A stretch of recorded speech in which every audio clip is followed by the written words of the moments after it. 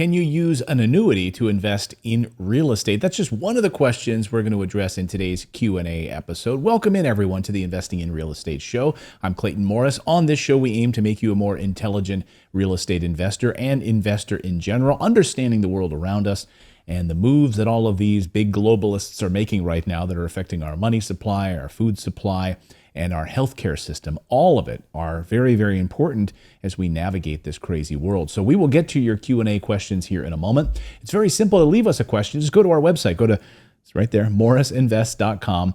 And there's a microphone icon on the right side of your screen. Just click on that and you can leave us a 30-second voicemail and we will get to your voicemail questions. I had an email from a viewer of the show that said, I'm really interested in building up my financial freedom. How can I learn more about financial freedom? Where do I first start? And I thought, great question. It's very, very simple. We built an entire freedom number cheat sheet for you, okay? And I want you all to go and download it. If you've never downloaded it before, it's the 3-page PDF that could really change your life. So just go to our website. Again, totally free. It's morrisinvest.com/freedom. When you download it, it's going to ask you a series of questions about your personal finances right now. How much money are you spending on expenses? And it's going to have you go through those things with a fine-tooth comb. And then at the end of the worksheet, you're going to have a freedom number, the number by which you can live financially free. What number will you need to achieve that every month you have cash flow coming in that can help you live financially free? That's what we try to teach you to do with real estate investing. That worksheet is very, very powerful. So please check that out. But we are going to get to all of your questions. We've got 3 great questions from 3 listeners. We're going to get to those questions in a moment. But first, I want to tell you about our friends at Lear Capital because Natali and I are big investors in precious metals. Yes, we invest in real estate, but a big portion of our portfolio are in precious metals, gold and silver, because of what's happening to the US dollar. It's no secret. If you're tuned in, then you need to know that experts are predicting a big recession headed our way. One economist just said, this is the beginning of the end for the US dollar. So if your savings accounts are tied to the US dollar, look out, folks. Please, please protect yourselves. And we are devaluing the US dollar faster than ever before. And last year was terrible for most investors. But 2023, 2024 could even be worse unless you're smart and you have a portion of your assets in precious metals, other hard assets like gold, silver, and real estate. And that way you can protect your financial future as these other investments start to collapse all around other people. So if you want to invest in gold, our friends at Lear Capital can get you set up and start purchasing precious metals right now, or even converting part of your IRA or your 401k into a gold and silver IRA. It's very, very simple to do. And you can call them. They love talking to people on the phone, so you can see if it's a fit for you. Give them a call today at 1-800-450-1008. There's the number on your screen. We've also set up a special website just for you as well. You can get your free gold and silver investor guide by going to learmorris.com. That's LEARMORRIS.com. And right now, if you call and work with them, they'll get you set up with $15,000 in free bonus metals. That's right, $15,000 in free bonus metals with a qualified purchase. Again, call their 800 number today, 1-800-450-1008. And you can buy gold bars, gold coins sent right to your home, silver coins, silver bars sent right to your home, or held in storage off-site. They will talk you through that entire process. Again, give them a call today, 1-800-450-1008. All right, it is time to dive into your questions now on the show. And let's start with our first one from Mark. How you doing, Clayton? My question is, can you use annuity funds to purchase or to start the investment process with your company? I appreciate it. Thanks. Bye-bye.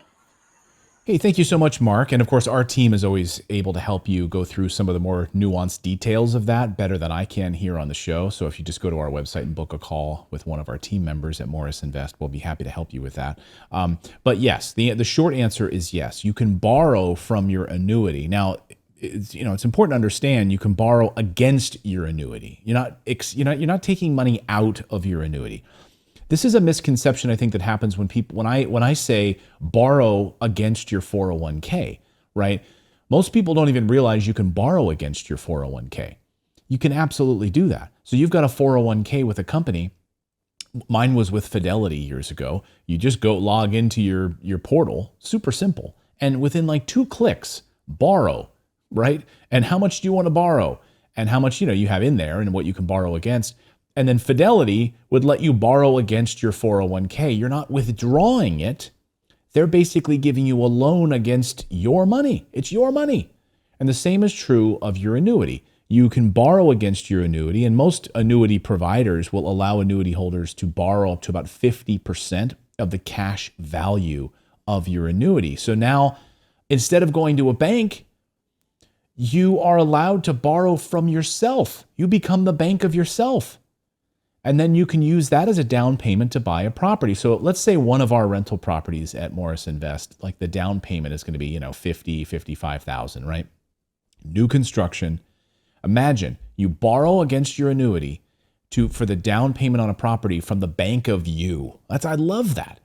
Honestly, that's how I bought my first few rental properties. I borrowed against my 401k, and I was able to buy my first few rental properties. Natali and I were able to do that, and it was a game changer.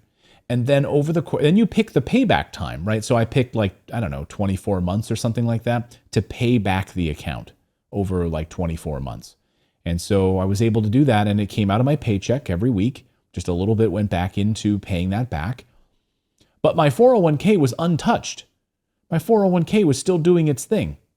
And by the way, I hate 401ks, but I was young and that was my account at the time. And I did it up to the matching point from my company. But nevertheless, you weren't withdrawing from the account. You were just borrowing against it. So the short answer is yes. It just depends on the type of insurance company that holds your annuity. I would check with them, but you absolutely should be able to borrow against your annuity to start investing. Great question. Thank you, Mark. Our next question. Hi, Clayton. My name is Den. Big fan of your podcast. However, I only have 30 seconds, so I'm going to get right to the point here.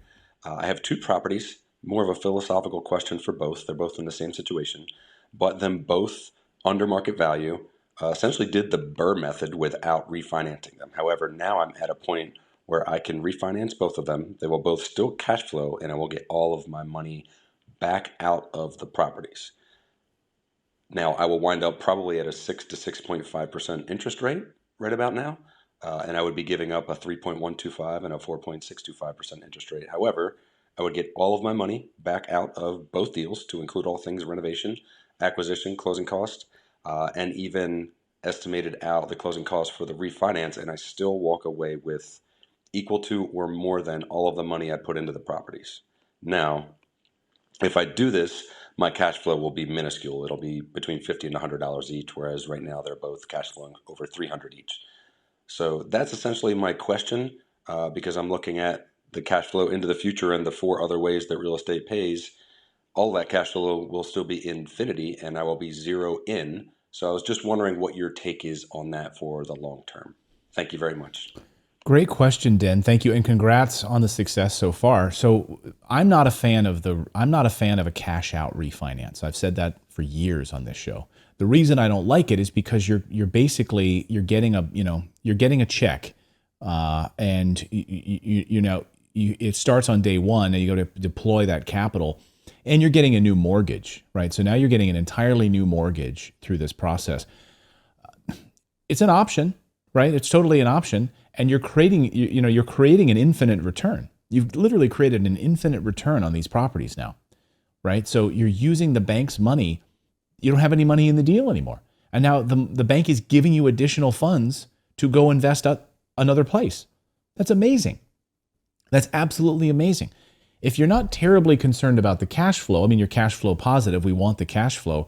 But remember, you sounds like you're still in the buy phase, right? There's 3 phases of real estate investing: buy, own, and cash flow. So I wouldn't even be really concerned about the cash flow piece of it at the beginning. Like, that's nice icing on the cake, but really we want to be in the acquisition phase, right? Accumulating these assets, and then eventually they'll be paid off, and then they'll be fully cash flowing, and towards retirement, you don't even have to think about it. You'll be living, the good life, right? That's one thing to think about. The other thing I would say is I'm a big fan of of home equity lines of credit on these properties. Why would you want to give up that position and cash it out and then go into another mortgage on these properties. It's totally up to you what you want to do with it, but I would look into maybe getting some additional equity positions, like a second lien on the property, a home equity line of credit that can allow you to take some equity out of that property and roll it into other investments without tweaking that first position mortgage on the property. And it's a different financial product, right? It's not an amortized financial product like that 30-year mortgage is. So again, that's my personal feeling on it. I'm a bigger fan of the home equity line rather than a cash out refinance. But you do you, and if you find that this makes sense for you to do a cash out refinance where you're going to get a lump sum payment and a repositioned new mortgage with a higher interest rate, and you can take those funds and do other things with them, that's great. But I personally like the home equity line that would allow me maybe a 10-year home equity line based on some of the equity in those properties to go then and use as down payments on other properties, and then use the cash flow from those other properties to pay back that mortgage on the new ones that you just took out. And then your initial investment stays intact with that lower interest rate. So some things to think about, but I think you're on the right path in thinking in terms of creating an infinite return. It's just a matter of how you want to leverage that equity that you're sitting on right now. But I love that you're thinking about leveraging the equity, because remember, you cannot eat equity. So please, please, please think about using the equity in these homes to buy additional assets, and you're thinking in the right direction on that. So thank you for that question, Den, and congratulations. All right, our next question. How are you, Mr. Morris? My name is Ephraim. I'm from South Africa. I just wanted to know, would I be able to invest to this Connect Invest company? Okay, so what he's asking is Connect Invest. We recently partnered with them and set up a special program just for listeners of this show, just for Morris Invest clients who maybe don't have the full amount for a down payment on a rental property yet.